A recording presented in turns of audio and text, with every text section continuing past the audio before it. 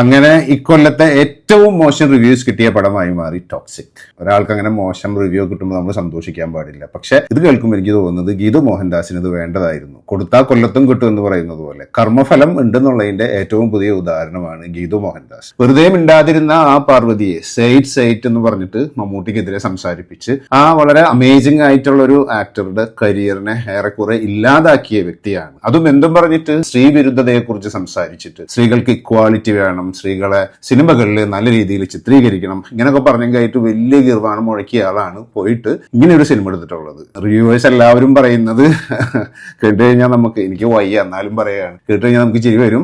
3 കാര്യങ്ങളാണുള്ളത്: അടി, പുക, വെടി. ഇതെന്താണെന്നുള്ളത് നിങ്ങൾ തന്നെ ആലോചിച്ചാൽ മതി, ഞാൻ അതിനെ എക്സ്പ്ലെയിൻ ചെയ്യുന്നില്ല. I mean shame on you, shame on you Geethu Mohandas, and you deserve this, like you really deserve this. ഇവിടുത്തെ ഒട്ടുമിക്ക ഫേക്ക് വോക്കായിട്ടുള്ള മഹിളാരത്നങ്ങളും പറയുന്ന ഒരു കാര്യമാണ്, സിനിമയിൽ സ്ത്രീകളെ മോശമായി ചിത്രീകരിക്കുന്നു, സിനിമയിൽ സ്ത്രീകൾക്ക് തുല്യമായ വേതന നൽകുന്നില്ല, ഒരേ പണി തന്നെ ചെയ്തിട്ട് കൂടുതൽ പൈസ ആണുങ്ങൾക്ക് കൊടുക്കുന്നു, പെണ്ണുങ്ങളായ അഭിനേത്രികൾക്ക് കൊടുക്കുന്നില്ല എന്ന്. പക്ഷെ അതൊരു ലോകത്തിന്റെ നിയമമാണല്ലോ. Cinema is a business. Okay, യഷിന്റെ പേരിലാണ് ഫസ്റ്റത്തെ ദിവസം തന്നെ 100 കോടി രൂപയിൽ കൂടുതൽ കളക്ട് ചെയ്തിട്ടുള്ളത്. അത് നയൻതാരയുടെ പേരിൽ വരികയാണെങ്കിൽ 5 കോടി കളക്ട് ചെയ്യും.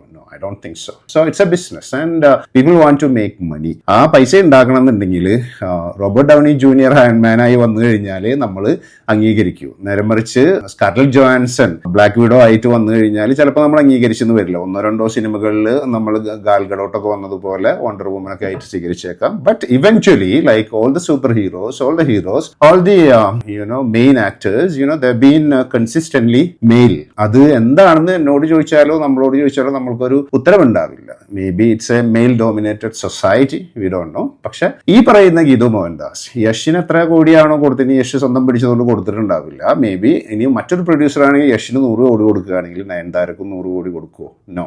അപ്പോൾ ഇക്വാളിറ്റി ഒക്കെ പറച്ചില് മാത്രമേ ഉള്ളൂ. പക്ഷെ അതിനേക്കാളും കൂടുതൽ ചിരി വരുന്നത് എന്ന് വെച്ച് കഴിഞ്ഞാൽ, I mean laugh worthy moment എന്താണെന്ന് വെച്ചാൽ, സിനിമകളിൽ സ്ത്രീകളെ മോശമായി ചിത്രീകരിക്കുന്നു എന്ന് പറഞ്ഞ ഗീതു മോഹൻദാസ് ആണ് യഷിനെ വെച്ചിട്ട് ഒരു സിനിമ ചെയ്യാനുള്ള അവസരം കിട്ടിയപ്പോൾ സ്ത്രീകളെ ഒരു കൂട്ടം സ്ത്രീകളെ മൊത്തത്തിൽ മോശമായിട്ട് ചിത്രീകരിച്ചിട്ടുള്ളത്. അപ്പൊ ഈ അമ്മയുടെ മൊറാലിറ്റി, ധാർമ്മിക ബോധം, സ്ത്രീ സമത്വം, ഫെമിനിസം, ഇതൊക്കെ എവിടെയും പോയതല്ല. That is called compromise, right? Yash പോലെയുള്ള ഒരു വലിയ നടനെ വെച്ചിട്ട് സിനിമ ചെയ്യാൻ അവസരം കിട്ടുമ്പോൾ മൂത്തോൻ പോലെ ഒരു മെയിൻ സ്ട്രീമിൽ നിൽക്കുന്ന ഒരു നടൻ അയാളുടെ അഭിനയമോഹം തീർക്കാനായിട്ട് ഇറങ്ങിത്തിരിച്ച് അഭിനയിക്കുന്ന മൂത്തോൻ പോലെയുള്ള സിനിമകൾ പിടിച്ചാൽ ശരിയാവില്ല എന്ന് ഗീതു മോഹൻദാസിന് അറിയാം. അതുകൊണ്ടാണ് എത്രത്തോളം വികലമായും എത്രത്തോളം ക്രിഞ്ചുവർത്തിയായിട്ടും എത്രത്തോളം മെയിൽ ഷോവിനിസ്റ്റിക്കുമായിട്ടൊരു കഥ ഉണ്ടാക്കാമോ, അത് എത്രത്തോളം മോശമായി ചിത്രീകരിക്കാമോ അങ്ങനെ ഗീതു മോഹൻദാസ് ചെയ്തു വെച്ചിരിക്കുന്നത്. പക്ഷെ ഇതിന്റെ ഒരു പ്രോബ്ലം എന്താണെന്ന് വെച്ച് കഴിഞ്ഞാൽ, I don't know why Yash gave her dates.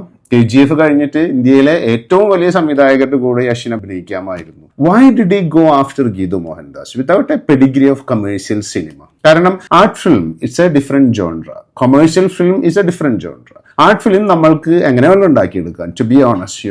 Like പണ്ട് നമ്മൾ അടൂറിന്റെ ഒക്കെ പടം കണ്ടിട്ട് എന്താ പറയാ, അരമണിക്കൂർ കാത്തിരുന്ന ഒരു മൂവ്മെന്റ് ഒക്കെ ഭയങ്കര ഉദാത്തമാണെന്ന് പറഞ്ഞിരുന്ന ഒരു കാലം ഉണ്ടായിരുന്നു. പിന്നെ ഇറാനിയൻ സിനിമകളൊക്കെ കണ്ടു കഴിഞ്ഞപ്പോഴാണ് നമുക്ക് മനസ്സിലായത് മനുഷ്യന് മനസ്സിലാകാവുന്ന സിനിമകളും ആർട്ട് സിനിമകളുടെ ഗണത്തിൽ പെടുന്നുള്ളത്. That's a different story. ഇവിടെ എന്താണെന്ന് വെച്ച് കഴിഞ്ഞാൽ, കമേഴ്ഷ്യൽ സിനിമ എടുക്കാനായിട്ട് അതിനൊരു കഴിവ് വേണമല്ലോ. അതിന് കഥയല്ല വേണ്ടത്, ഭയങ്കര 10 തലമുറകൾ നീളുന്ന കഥയല്ല വേണ്ടത്.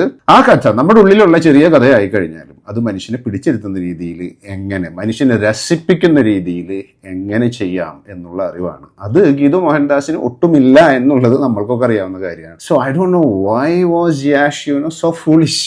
ഇത്രയും പൈസ കൊണ്ട് കളയാനും ഇതൊക്കെയായിട്ട്. പണ്ട് ആദിപുരുഷ് ഇറങ്ങിയ സമയത്ത് പ്രഭാസ് ഓം റാവുത്തിനോട് പറയുന്നു, കം ടു മൈ റൂം എന്ന് പറഞ്ഞിട്ട്. കാരണം റഷസ് കണ്ടപ്പോൾ, ആദ്യത്തെ പ്രിവ്യൂ കണ്ടപ്പോൾ തന്നെ പ്രഭാസിന് മനസ്സിലായി ഇത് പൊട്ടി എന്നുള്ളത്. So I don't know if such scenes happened and Yash try to salvage this movie. അതുകൊണ്ടാണ് ഇത്രയും സമയം വൈകിയത്. But it's my God, I don't want to talk about anything about the movie. I want to talk about this woman, Geethu Mohandas. Shame on you. നേരെ പോയിട്ട് നിങ്ങൾ ചെയ്യേണ്ടതെന്ന് വെച്ചാൽ പാദത്തിന് കീഴിൽ സാഷ്ടാംഗം വീണ് നമസ്കരിച്ച് ക്ഷമ പറയുകയാണ് വേണ്ടത്. Then A public apology also. You could say something like this. ഞാൻ വിചാരിച്ചത് സിനിമ സ്ത്രീകൾക്കും പുരുഷന്മാർക്കും തുല്യ സ്ഥാനം നൽകുന്ന ഇടമാണ്, തുല്യമായി പ്രതിഫലം നൽകേണ്ട ഇടമാണ്. പക്ഷെ cinema, commercial cinema is different, it's A business may be. പക്ഷെ ഇതിനോടൊപ്പം തന്നെ ചേർത്ത് വായിക്കേണ്ട ബത്ലഹേം കുടുംബ യൂണിറ്റിന്റെ ഒരു കാര്യം പറയാം ഞാൻ. എന്റെ സൗണ്ട് ഒന്നും ശരിയല്ല, I have A fever, but still Bethlehem കുടുംബ യൂണിറ്റ് ഭയങ്കര അപാര സിനിമയാണെന്ന് ഞാൻ പറയുന്നില്ല. പക്ഷെ 2.5 മണിക്കൂർ നമ്മൾ ഒന്നും ആലോചിക്കാതെ ആ കഥാപാത്രങ്ങളുടെ കൂടെ വളരെ നല്ല രീതിയിൽ മുന്നോട്ട് പോകുന്ന ഒരു സിനിമയാണ്. Nivin Pauly looks damn cute, you know. And Mamitha ഭയങ്കര ഒറിജിനൽ ആയിട്ട് വളരെ നാച്ചുറൽ ആയിട്ട്. Suresh Krishna is very good, you know, like everybody is good. Then Shyam Mohan, oh my God, he was fantastic, you know. എല്ലാ കാസ്റ്റ്, യുനോ, എല്ലാവരും നല്ല രീതിയിൽ അഭിനയിച്ചിട്ടുള്ള ഒരു സിനിമയാണ്. അതൊരു ഉദാത്ത സിനിമയൊന്നുമല്ല. അതിന്റെ പർപ്പസ് ആളുകളെ രസിപ്പിക്കൽ, ചിരിപ്പിക്കലാണ്. ആ പ്രക്രിയ വളരെ നന്നായിട്ട് ആ സിനിമ ചെയ്യുന്നുണ്ട്. പക്ഷെ അവിടെയും വന്നു ഗീതു മോഹൻദാസിനെ പോലെ ഒരു fake woke woman. I am with Dhanya Varma എന്ന ആ ഒരു ചാനൽ നടത്തുന്ന ധന്യ വർമ്മ, അതിലും പുള്ളി പറഞ്ഞത് എന്താണ്, കാരണം ഇത് വെറും തമാശക്ക് ചിരിക്കാനുള്ളൊരു സിനിമയാണെന്നുള്ളത് അറിയാമായിരുന്നിട്ടും അവിടെ പറഞ്ഞത് ഇത് നേരെ തിരിയുകയാണെങ്കിൽ, കാരണം ഇതിൽ നിവിൻ പോളിക്ക് പ്രായം കൂടുതലും അമിതയ്ക്ക് പ്രായം കുറവും, നേരെ തിരിച്ച് ഇത് നസ്ലനും ദെൻ മഞ്ജു വാര്യരുമായിരുന്നെങ്കിൽ കോലാഹലം ഉണ്ടായേനെ. അങ്ങനെ ഇങ്ങനെ ഒരു കോലാഹലവും ഉണ്ടാവില്ല ധന്യ വർമ്മ.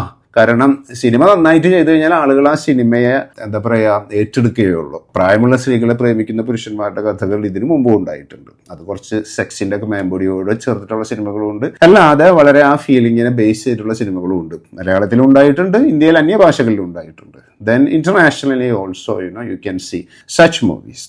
ഇതിന്റെ പ്രോബ്ലം എന്താണെന്ന് വെച്ച് കഴിഞ്ഞാൽ ഒരു കൂട്ടം ഫേക്ക് വോക്ക്, ഞാൻ ഈ വാക്ക് ആവർത്തിച്ച് പറയാനുള്ള കാര്യം വെച്ച് കഴിഞ്ഞാൽ അവർ ഫേക്കാണ്, കൃത്രിമമാണ്, ഫേക്ക് വോക്കാണ്. ഞങ്ങൾ ഉണർന്ന മനുഷ്യരാണ്. ഉണർക വെച്ച് കഴിഞ്ഞാൽ ഉറക്കത്തിൽ നിന്ന് ഉണരലല്ല, അവരുടെ ഉത്ബോധനങ്ങൾ കൊണ്ട്, അവരുടെ ചിന്തകൾ കൊണ്ട് ഉണർന്ന മനുഷ്യരാണെന്ന് പറഞ്ഞിട്ട് ചെയ്യുന്ന ഒരു സംഗതി. If you have seen Dhanya Varma's interviews you would see that, you know, like വളരെ സിമ്പിൾ ആയിട്ട്, ഐ മീൻ പെളിമാണിയൊക്കെ ചെയ്യുന്ന പോലെ വളരെ സിമ്പിൾ ആയിട്ട് വളരെ രസകരമായിട്ട് പോകാവുന്നതിന് പകരം ഭയങ്കര, പണ്ട് സിമി ഗരേവാളിന്റെ ഒരു ഇന്റർവ്യൂ ഉണ്ടാവും, സിമി ഗരേവാൾ, ഒരു കാതരമായ ശബ്ദത്തിലാണ് Simi ഗരേവാൾ സംസാരിക്കാതിൽ.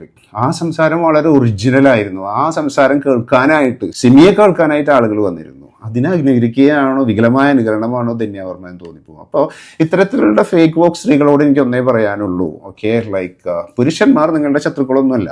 Then there is a reality. അവിടെ ഒരു പുരുഷ മേധാവിത്വ സമൂഹം നമ്മുടെ ഇന്ത്യയിൽ മാത്രമല്ല ലോകം മുഴുവനുണ്ട്. അതിന്റെ ബേസിക് കാരണം എന്താണെന്ന് വെച്ച് കഴിഞ്ഞാൽ the physical brute strength of men. അപ്പോൾ അതുള്ളിടത്തോളം കാലം there will be disparities.